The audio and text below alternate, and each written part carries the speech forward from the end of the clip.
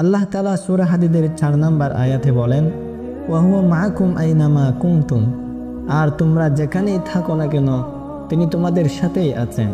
তোমরা যেখানেই থাকো না কেন তোমরা কখনোই একা নও। আল্লাহ তাআলা তোমাদের সাথেই থাকেন, তিনি তোমাদের দেখছেন, তিনি তোমাদের রক্ষা করছেন, তিনি তোমাদের কার্যক্রম প্রত্যক্ষ করছেন, তিনি তোমাদের পরীক্ষা করছেন প্রতিনিয়ত।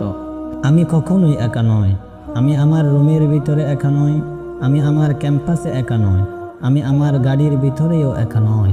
আমরা কখনোই নিঃসঙ্গ নই।